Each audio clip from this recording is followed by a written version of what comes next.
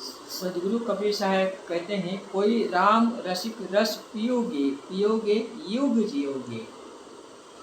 फल अलंकी बीज नहीं बकुला, सुख पंछी तहाँ रस खाई। चुए न बूंद अंग नहीं बीजे, राज भवन सब संग लाई। निगम रसाल चाहे फल लागे, तामे तिन्हि समाई। एक दूरी चाहे सब कोई, जतन जतन अवगिर ले पाई। कहे बसंत ग्रीष्म ऋतु आई, बहुरी न तरुवतर आवे। कहे कबीर स्वामी सुख सागर, राम मगन होए सो पावे।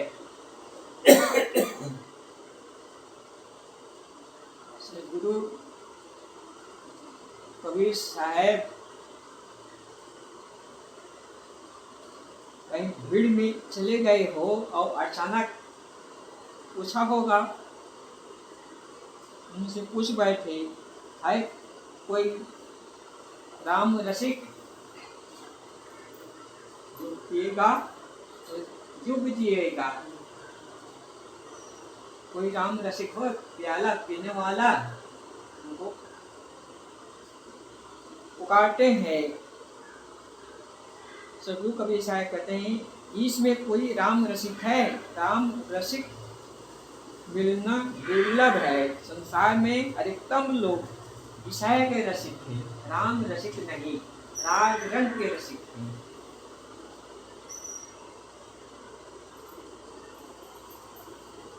साधना क्षेत्र में आने वाले लोगों में भी बहुत थोड़े लोग होते हैं। साधना पद में लगने वाला बहुत कम लोग को दिल है, सभी लोग नहीं हैं।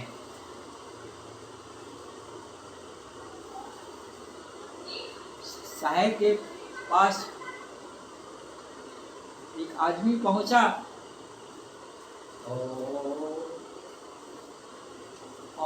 बंदगी भाव किए और प्रश्न किए साहेब से। तो ज्ञान की बात कहते कहते प्रसंग आया, तो ऊंचा ज्ञान बताओ। आओ, हाँ हाँ, आओ आओ आओ।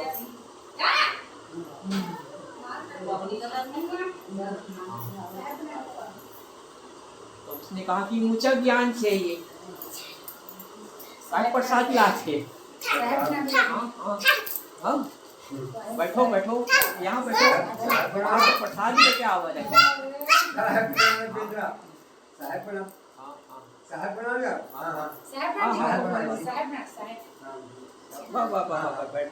बैठो वहाँ सुनो, कहानी सुनो। बैठो, हम बाद में समापन करें, बाद में नहीं है। बैठो, ज्ञान होना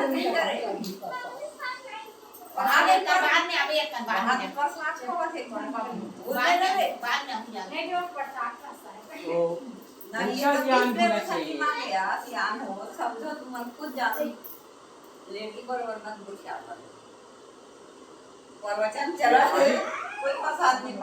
ज्ञान की बात कोई सुनना नहीं चाहते हैं।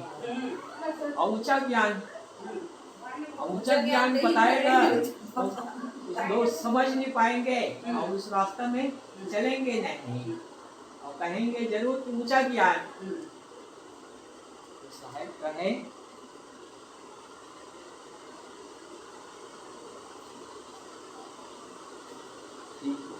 साहब कहे कि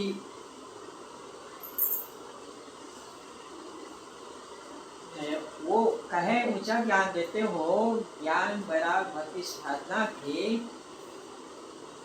जब सभी लोग साधु हो जाएंगे तो संसार का सृष्टि कैसे चलेगी?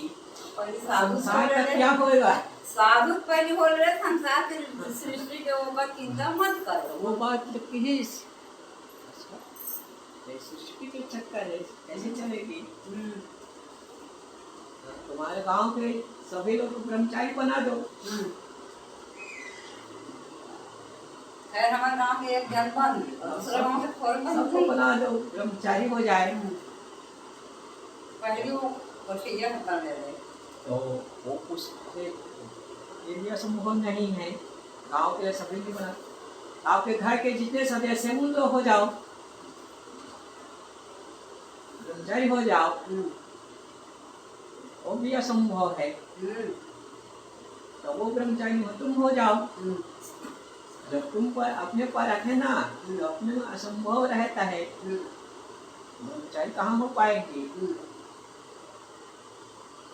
तो ऐसे बस तर्क करने वाला होते हैं, चलने वाला नहीं, जग ज्ञान।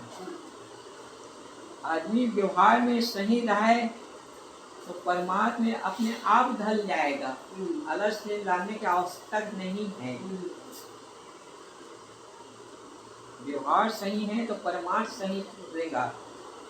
कहते हैं कि केवल गेहूं से भूख मिट सकती नहीं, गुलाब पर नजर टिक सकती नहीं है। दोनों की जरूरत इंसान के लिए, एक चक्का से गाड़ी चल सकती नहीं, दोनों की जरूरत होती है, दो पहिया की। ठीक इसी प्रकार से व्यवहार में, परिवार समाज में जहाँ भी हैं हम या कोई भी हो व्यक्ति, व्यवहार मधुरता बनाए रखें, संयमित मर्यादा रखें तो परमार्थ अपने आप ढल जाएगा और बन जाएगा। अपने को संयमित रखो तो परमार्थ साधना में और अलग से लाने की आवश्यकता नहीं है।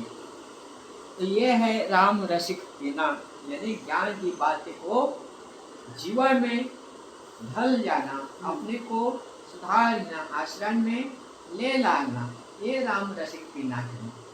और अमर तपला वही लाना है, वही है कि जड़ काटे ते हरियाली, जड़ वासना तो काट दो, समाप्त कर दो, तो हरियाली यानी मन में प्रशांतता, शांति मिल जाती है।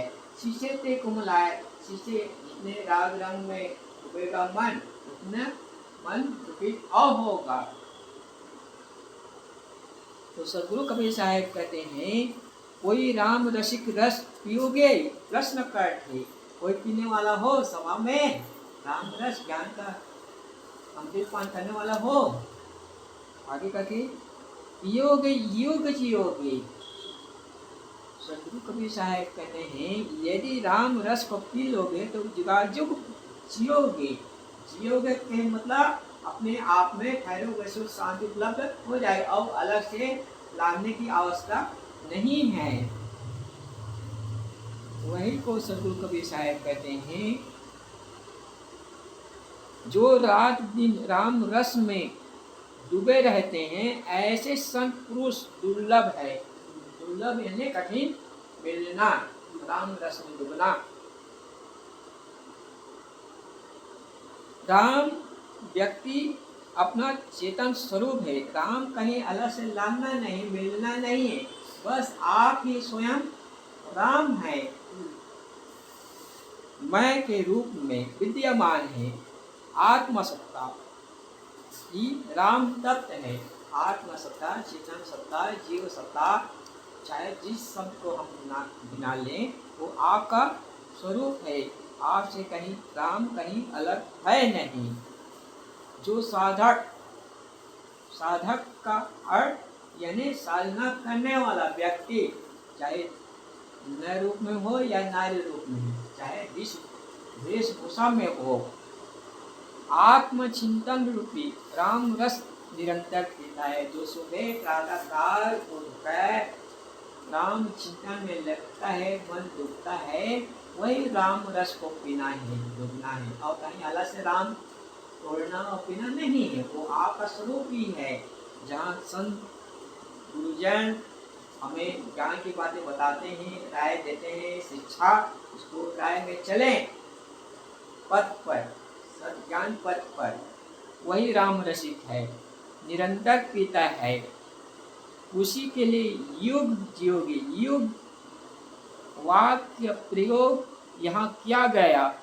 युग जियोगी का अर्थ शाब्दिक नहीं किंतु लाक्षणिक अर्थ है। यहाँ का अर्थ राम रस, राम स्वादन करने वाला अमरतक प्राप्त करेगा। लाक्षणिक में बताते हैं। युग जियोगे यानी सत्समय जियोगे, यानी सुख शांति में रहोगे। ये युग की 32,000 वर्ष ऐसी बात नहीं है, यानी सत्समय में है। स्वरूप स्थिति व फल है जिसमें राम रस भरा हुआ है। आपका स्वरूप आत्मचिंतन आत्मदृष्टि ये है राम रस, एक से अलावा और कहीं दूसर है नहीं। सर्वस्थ व्यक्ति ही आत्मचिंतन करता है, उसे आत्मचिंतन करना नहीं पड़ता, किंतु उसका जो स्वभाव बन जाता है। अलग से राम स्वरूप चिंतन लाना नहीं पड़ता, सब समय रहता है व्यवहार में। जैसे कोई आदमी गाड़ी चलाता है, कहीं मोबाइल लेता है, कहीं इधर देखता है, कहीं उधर देखता है, लेकिन उनका दृष्टि किधर रखे? सड़क में, कहीं से टकराए ना, कहीं से गिरे ना, कहीं हो ना, आँख प्लेट में रहेगा, उसका दृष्टि सड़क में रखे, किसी व्यक्ति से लगे नहीं। ठीक इसी प्रकार के जो साधक संधिकाएँ हैं, व्यवहार में समाज में सब चलते हैं, समय स्वरूप स्थिति दशा शांति में है, तो वो संसार रूपी गड्ढा में नहीं गिरता है, ऊपर उड़ जाता है। आत्मचिंतन करना नहीं पड़ता है अलग से, किंतु उसका तो सहज स्वभाव बन जाता है। स्वरूप स्थिति रूपी फल बड़ा सुंदर है, मीठा है। अन्य फल तो प्राप्त, आगे सदगुरु कबीर साहब गिनाते हैं, फल अलंकी बीज नहीं बकुला, सुख पंछी तहाँ रस खाए। तो स्वरूप स्थिति फल है ऐसे है अलंकित, यानी शोभावान सुंदर।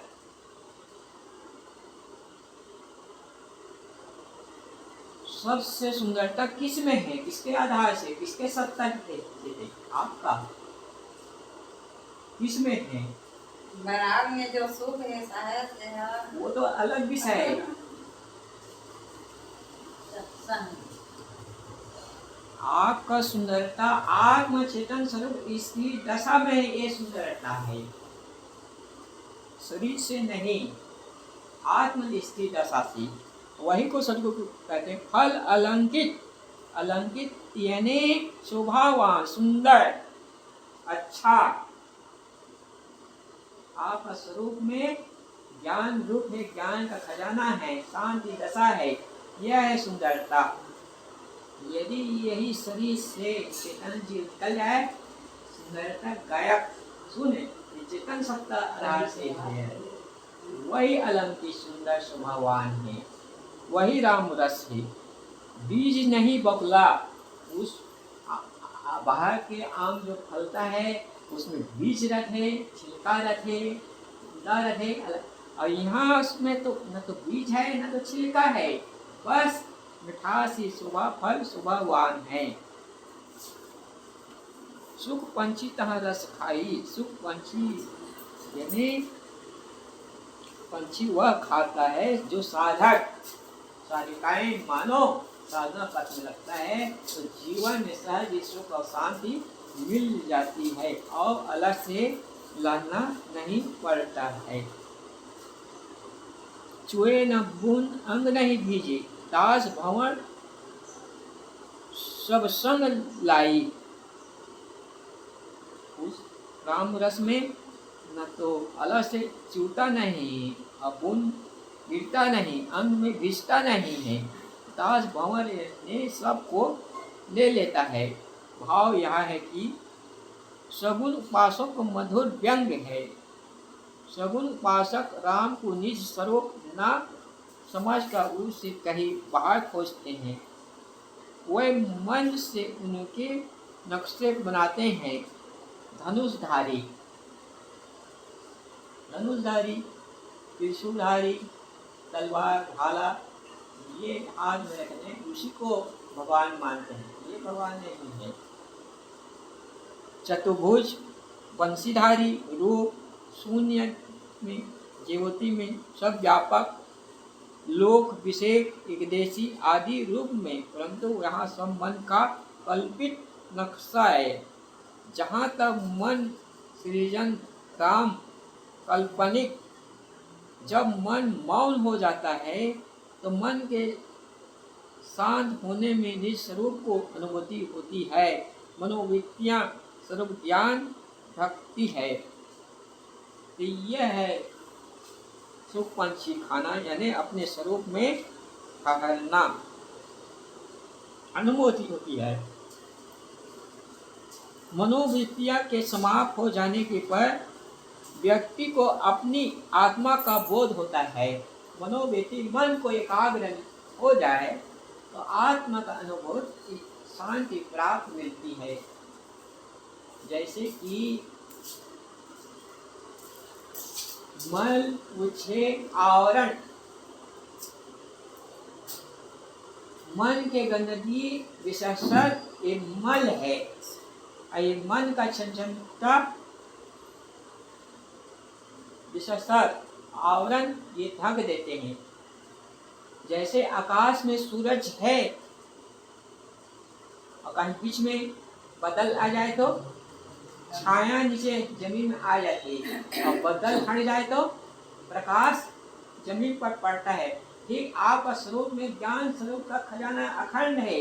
ये सा आवरण रूपी पर्दा छाए हुए है, तो उस आत्मबोधिक स्थिति का स्वयं ज्ञान प्राप्त नहीं होता है। स्वयं प्रकाश से आपका स्वरूप अलग से लाना नहीं पड़ता है। तो वही सदगुरु कबीर साहब कहते हैं, उनको सच्चा रस राम रस नहीं मिलता, मन संतुष्ट नहीं होता, तो समझेंगे कि हमें ये दिन राम आकर मिलेगा। निश्चित समझ लो कि ऐसा कोई राम मिलने वाला नहीं कि अलग से खोजते हैं अपने से। यदि किसी भक्त को राम दर्शन होते हुए प्रतीत होता है तो वह उसके मन का भास अध्यास है, जो अति श्रद्धा भाव में डूब जाए रहता है। मन में लगन से कोई राम को जपता है, कोई शिव को जपता है, कोई दुर्गा माँ, संतुष्टि माँ, अनेक प्रकार के विश्वास भाव रख देते हैं, तो वही को सपना में प्रतीत होता है और देखता है, और अलग से कहीं परमात्मा मिले वाला नहीं। जहाँ तक हमारे दृश्य रूप आंख से दिखाई देता है, वो रूप है, पदार्थ है, नाशवान है, क्षणिक है।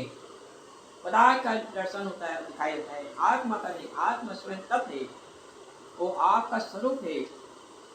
मिलना नहीं है, देखना नहीं है, बस तब अपने को समझना है। तो ये है राम रस। छुए न बूंद अंग न बीजे, उनके लिए मार्मिक वचन है।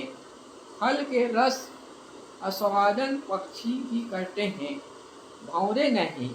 इसी प्रकार राम का अनुभव विवेकवान साधक करते हैं, भावुक भक्त नहीं।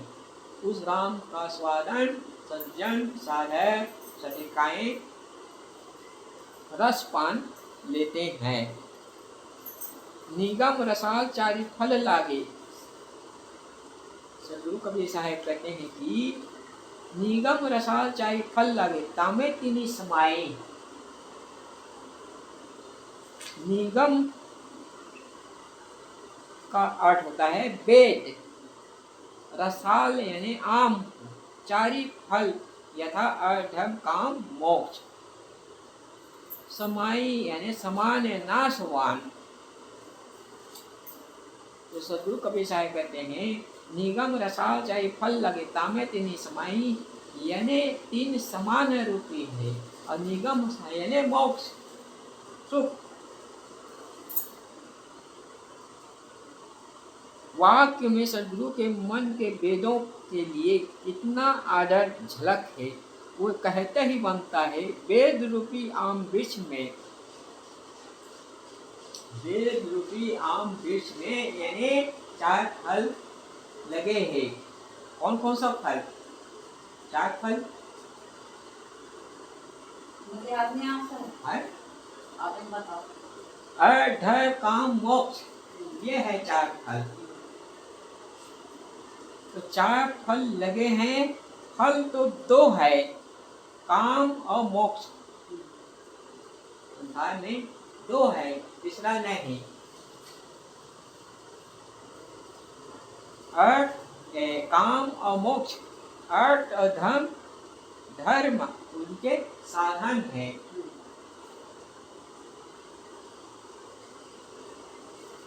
जब तलक है जिंदगी फुर्सत न होगी काम से, उस समय ऐसा निकाल लो, प्रेम कर लो राम से। यानी काम और मोक्ष दो है, ये तो काम में या तो राम में। जमीन मन लगाओ आओ, चाहे विषय कमाओ, राम में लगेगा या तो काम में लगेगा। जिस समय में राम में रहेगा उसमें काम नहीं, और काम में लगेगा तो राम में नहीं। और धर्म अर्थ, अर्थ यानी रुपया पैसा धन साधन जो शरीर है, परंतु चारों को ही फल या पुरुषार्थ कहा जाता है।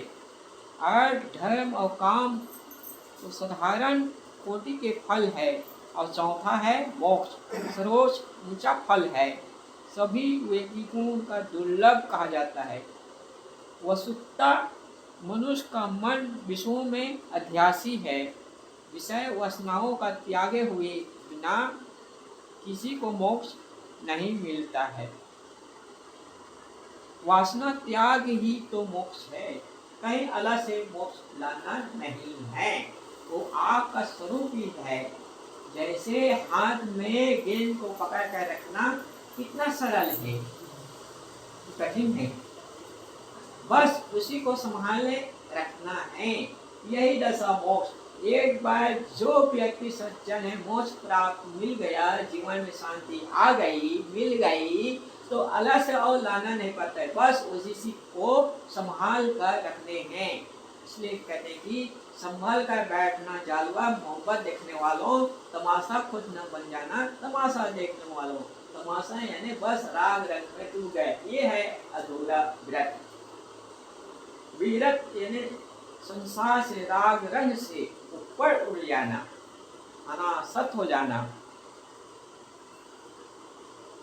तो मोक्ष के लिए विषय में सद्गुरु कहते हैं, चाहे सब कोई, चाहते तो सब हैं, सुख शांति सब चाहते हैं, चाहे रागी हो या विरागी हो, भारतीय हो विदेशी हो, चाहे जिस भाषा का बोलने वाला, जिस प्रांत में रहने वाला हो, जीवन में तो सब चाहते हैं।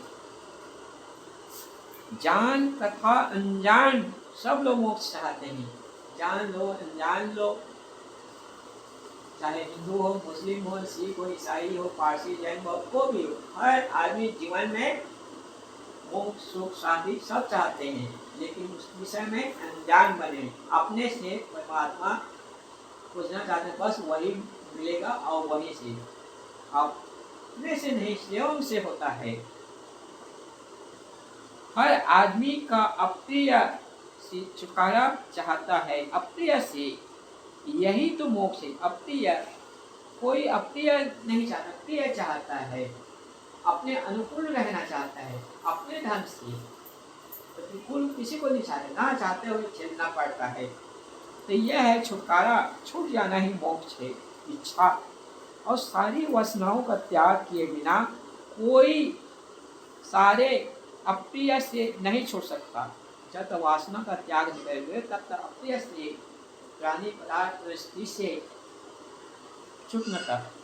प्राणी और पदार्थ जो तन का निवार, सदगुरु विशाल देव जी कहते हैं, प्राणी और पदार्थ जो तन का निवार, बोध बार चक्कर है, बिरला पावही आ। संसार में झमेला कम है, संसार का झमेला किस में है? परिवार और प्राणी इसी में तो है कि ये मेरी खेती है, ये मेरी बाड़ी है, ये मेरा घर है, ये द्वार है, ये मठ है, मंदिर है, सीख है, शाखा है, गुरु है। इसी झले में मेरा तेरा में डूबे हैं। वही प्राणी अपराध में, प्राणी अपराध बोध भाव चक्कर है, बिरला पाव है था, बिरला पार इनसे उठता है, प्राणी अपराध से अनासत जीवन होता है। तो वही सदगुरु विशाल देव कहते हैं कि प्राणी अपराध जो तन का निवार, प्राणी से हमारा सहारा मिल थे, सेवा मिल थे, परार से संजोग से शरीर की रक्षा होते, तो प्राणी और परार से तन का निवार यानी जीवन का निवार होता है। बोध हो जाने से तो बिरला पावे आप उनसे ऊपर उठता है उदासीन। जैसे कि कमल तालाब में है, फूल खिला हुआ है, खिलता है, पत्ता में पानी नहीं रहता है, फिर संत महापुरुष संसार से अनासत अपने को बचाए रखता है, प्रयोग करता है सबका अनासत। भोजन किस प्रकार से लिया जाता है?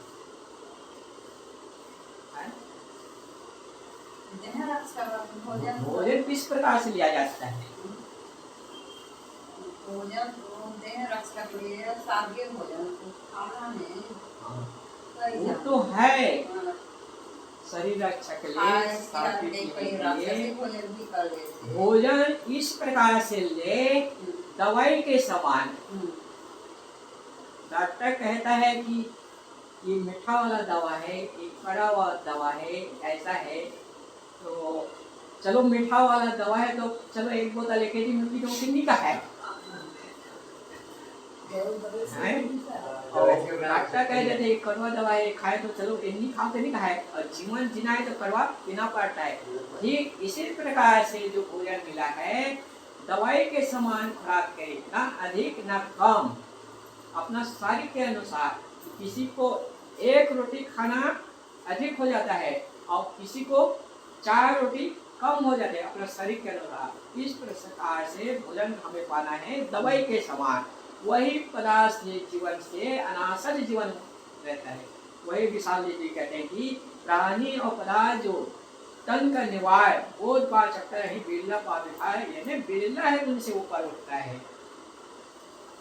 वही मोक्ष के विषय में सदगुरु कहते हैं कि निगम रसाल चाहे फल लगे तामे तिनी समाई अपने मन को देखिए, छुए नहीं बूंद एक दूरी चाहे सब कोई जतन जतन कहो बिर ले पाए। एक दूरी यानी मोक्ष साधन बिरला कोई जतन करने से मिलता है। सदगुरु कहते हैं चाहे सब कोई, अनजान में कहा जा सकता है कि ऐसा होना बड़ा कठिन है, परंतु कठिन काम धीरे धीरे सरल हो जाता है। इसलिए सदगुरु कहते हैं जतन जतन कहो बिड़ ले पाई, बिरला पाई यानी कोई बिरला इनसे शांति सागर में मिल सकता है। आगे सदगुरु कबीर साहब कहते हैं कि कहा जा सकता है निश्चय करना यही दशा प्राप्त करना, जो काम पूरा होने पर मनुष्य का कर सकते हैं हम क्यों नहीं सकते। लोग कहते हैं कि हम साधना पथ में कहाँ चल पाएंगे, ज्ञान प्राप्त कहाँ कर पाएंगे, और संसार व्यवहार में इसको मैं इतना कमा लूँगा, मैं इतना प्राप्त कर लूँगा, ऐसा होता है। तो मन को उदास न रखें, शांति पथ में चलने के लिए मन ला नीचे करी तब कोई अपने को मनोबल कर जीत कर रखें, ऊपर उठाएं। एक दूरी चाहे सब कोई यानी एक मोक्ष शांति है बिरला कहो पाई। आगे कहते हैं कि गए बसंत ग्रीष्म ऋतु आई बहरी न तरवतर आवे, यानी बसंत ऋतु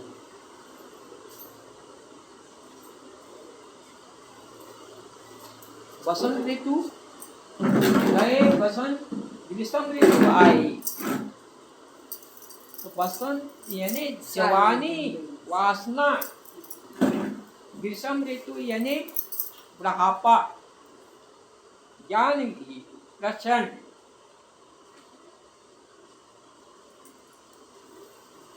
साहेब चेतावनी देते हैं हे मानव जवानी ही में साधना करने का समर्थ है,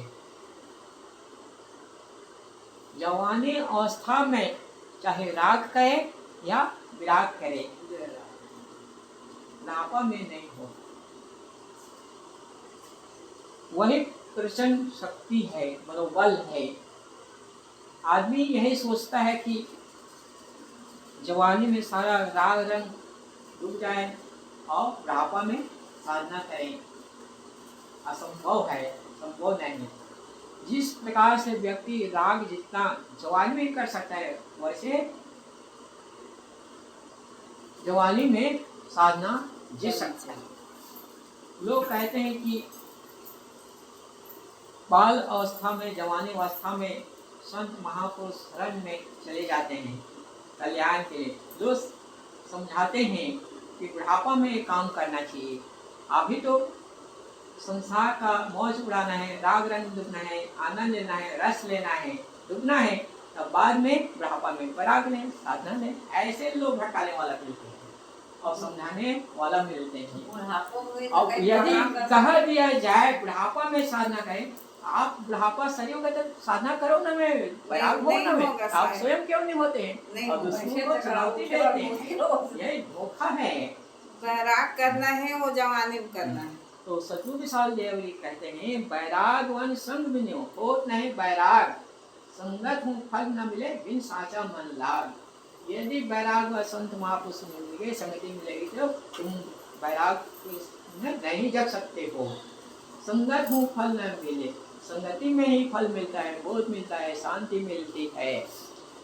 बिन साचा मन लाग, यदि अपने मन को, दिल को सही लगाओ। तो वही सदगुरु कहते हैं, गए बसंत विषम ऋतुवाई बहुदिन तर आवे। यानी प्रचंड गर्मी है तो नीचे छाया में सब आना चाहते हैं। साहेब चेतावनी देते हैं, जवानी में ही साधना करने का समय है, तो इसमें अनेक अपने आप को साधना में लग, यहाँ थोड़े दिनों की बात बीत जाएगी कि बुढ़ापा आ जाएगा। मृत्यु तो किसी भी अवस्था में आ सकता है। जो सुनहर समय है आज मिला है, कहते हैं कि हम आगे करके अभी क्या पर है, जल्दीबाजी, साधना कल्याण का काम आगे करेंगे, काम रोक रहे हैं, सब कुछ छूटने वाला है। किसी के राग देश में फंसकर अपने कल्याण का काम ना रोको। लोग कहते हैं कि बैराग लेंगे, साधु हो जाएंगे, खेती बिगाड़ जाएगा, भाई बिगाड़ गया, माता पिता का सेवा कैसे करेंगे। आपको माता पिता को पोसने डर में, सेवा करने डर में लोग साधु हो जाते हैं, पाप लगेगा कहते हैं।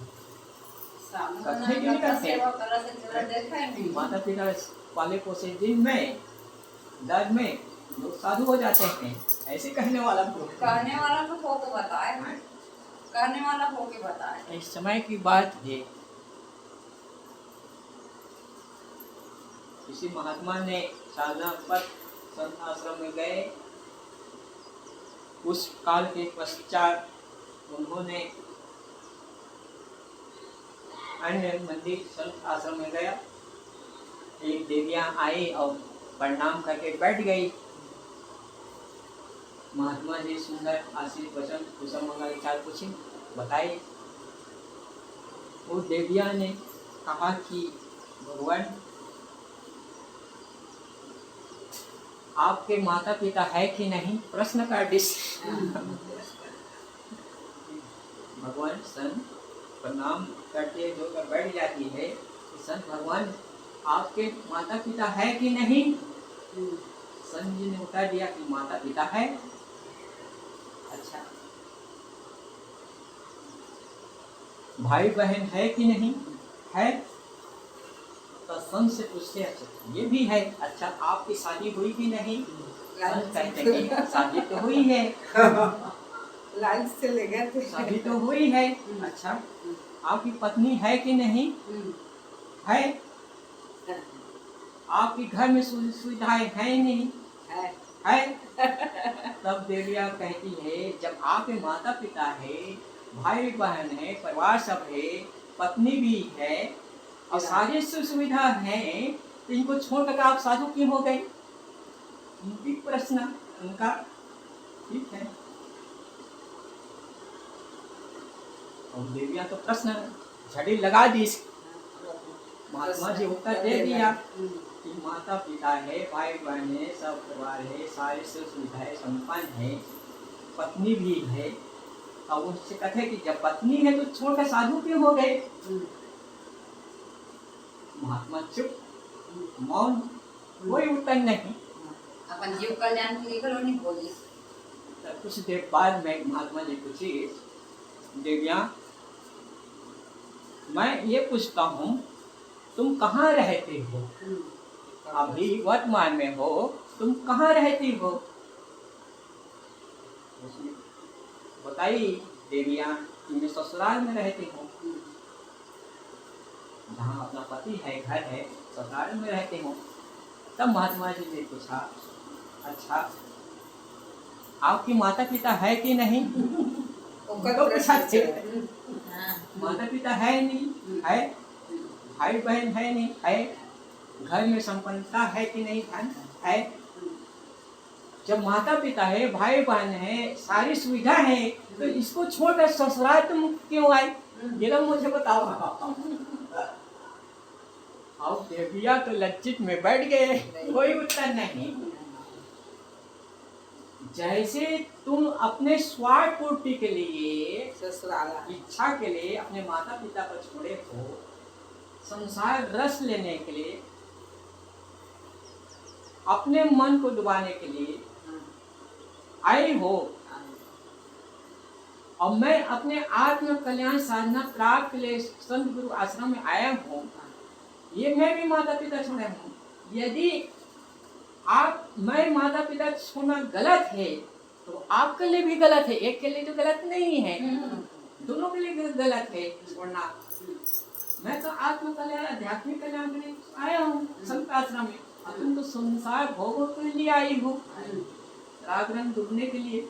गलत है तो दोनों के लिए। लोग ऐसे कहने वाला होते हैं तो उनको कहते हैं कि तुमको पाप लगेगा। महात्मा को दोष देते हैं। पाप लगना और लगना ये अलग विषय है, ये तो संसारिक है। लेकिन संत महात्मा का एक माता पिता छोड़ देते हैं, यहाँ हजारों माता पिता मिल जाता है उनका लिए, संसार रूपी माता पिता है। तो ऐसे कहने वाला होता है। यह है कि समृद्धि बहुरी न तेरे अवतार आवे, यानी संसार सागर में डूबना नहीं है। वही सदगुरु विशाल देव जी कहते हैं कि बैराग वन संग मिले होत नहीं बैराग, संगत मुँह फल न मिले बिन साचा मन लाग। अच्छे बैराग संग के आधार से जीवन में बैराग सदेगा।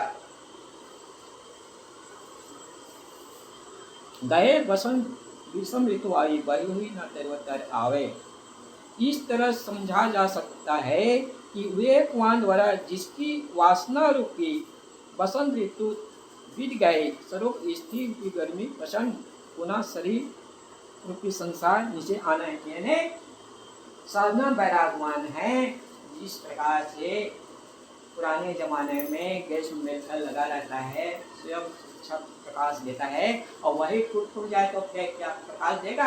इसी प्रकार से शरीर जीवन प्रारंभ हो गया, बस अपने आप में शांति दशा में अलग और उसको लाना नहीं पड़ता है।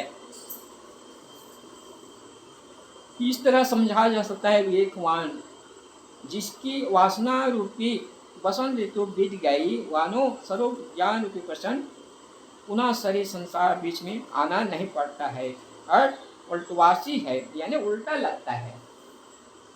जिसको मैं कहा ना कि जड़ काटे थे हरियाली, शीशे के को मिलाए, जड़ काट देवे तो हरा भरा हो जाता है, शीशे तो लाग जाता है। इसी प्रकार से तो ये है उल्टवासी।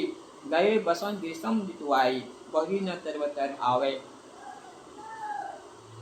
बीते ग्रीष्म ऋतु आती है तब गर्मी का कारण लोग पेड़ों की छाया ढूंढते हैं, परंतु साहेब कहते हैं वासना का वसंत बीतने पर जब ज्ञान का विषम आता है तब जीव पुनः पेड़ रूपी नीचे नहीं आता है। वह पेड़ शरीर और संसार है, ये पेड़ शरीर और संसार है।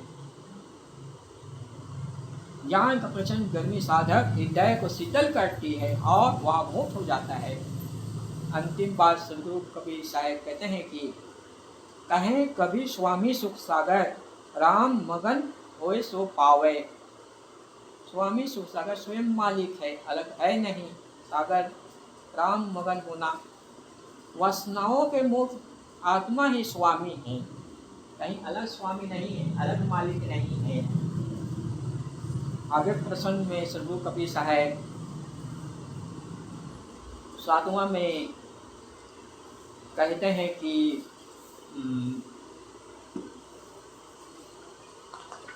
सातवां में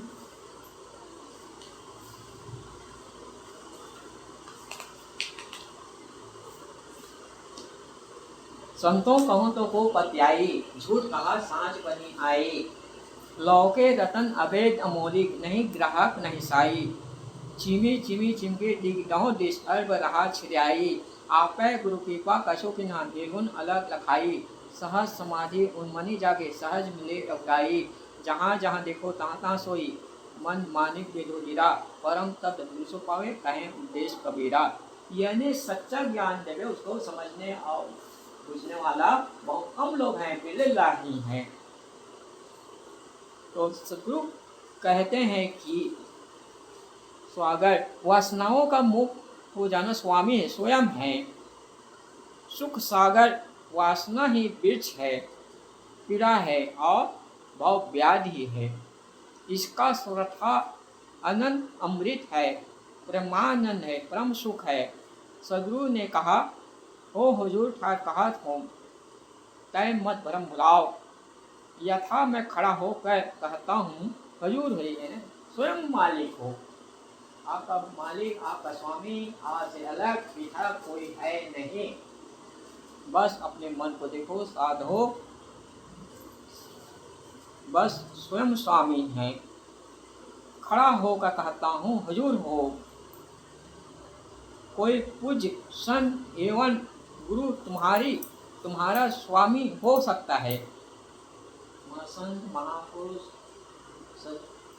आपका स्वामी हो सकता है व्यवहार के लिए, परंतु परमात्मा और अध्यात्म स्थिति में हमारा कोई दूसरा नहीं है।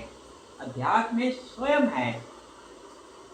जैसे कि हमारा भोजन कोई बना सकता है, कोई सब्जी बना सकते, रोटी बना सकते, दाल बना सकते, कुछ भी, और खाना स्वयं को पड़ेगा तब तृप्ति मिलेगी। और स्वयं बनाए और खा देगा आप निकाल कर, क्या तृप्ति मिलेगी? नहीं।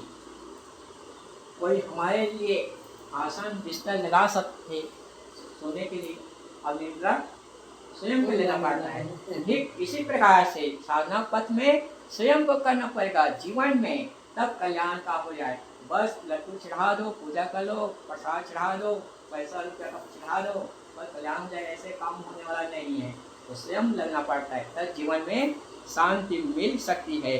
तो सदगुरु कबीर साहब कहते हैं सचमुच अपने आप को स्वामी हो जाता है, सुख सागर हो जाता है। यह अवस्था तभी मिलती है जब राम ही रात दिन डूबा हो, यानी राम चिंतन में, अपने में जो निरंतर आत्मा राम लीन है, वह हिताहित है, सुख सिंधु है और आनंद कंद है। जिसको संध्या पाठ में कहते हैं कि आनंद सिंधु अनंत तीर्थ और राम रूप में परम पुनीत, वो आपका स्वरूप ही है। अलग से आनंद और सिंधु लाना नहीं पड़ता, आपका स्वरूप में शांति है।